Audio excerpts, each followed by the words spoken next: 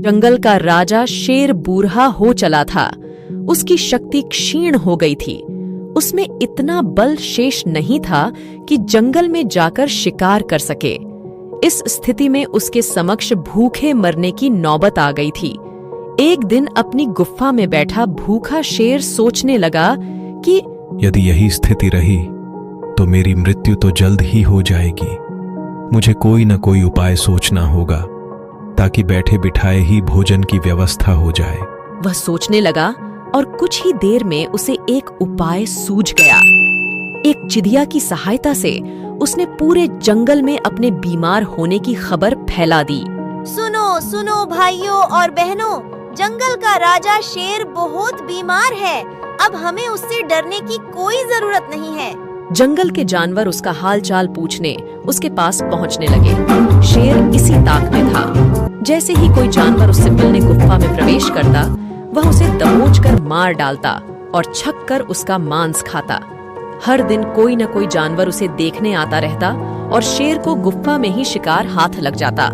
उसके दिन बड्ढे आराम से गुजरने लगे। अब उसे भोजन के लिए जंगल में भटकने की आवश्यकता नहीं रह गई थी। बिना मेहनत के उसे अपनी ही गुफा में भरपेट भोजन मिलने लगा था। कुछ ही दिनों में वह अच्छा मोटा हो गया।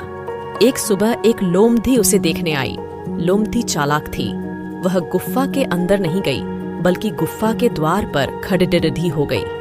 वहीं से उसने शेर से पूछा, वनराज, आपकी तबीयत कैसी है? क्या अब आप अच्छा महसूस कर रहे हैं?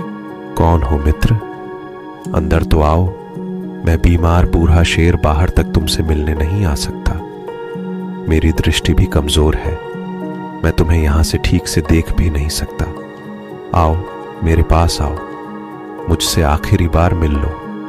मैं कुछ ही दिनों का मेहमान हूँ। शेर ने फुसलाकर लोमड़ी को गुफा के अंदर बुलाने का प्रयत्न किया। शेर के बोलते समय लोमड़ी बाधे ही ध्यान से गुफा के आसपास का नजारा ले रही थी। शेर की बात खत्म होते ही वह बोली, वनराज, मुझे क्षमा करें, मैं अंदर नहीं आ सकती।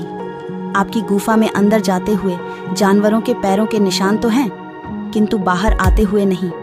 इसका अर्थ मैं समझ गई हूँ। सब कुछ जानते बूझते हुए भी यदि मैं अंदर आ गई तो उस जानवरों की तरह मारी जाऊंगी जिनके पैरों के ये निशान हैं। इसलिए मैं जा रही हूँ। लोमड़ी ने जंगल में जाकर बूढ़े शेर की करतूत सभी जानवरों को बता दी। उसके बाद कोई भी जानवर शेर से मिलने नहीं गया।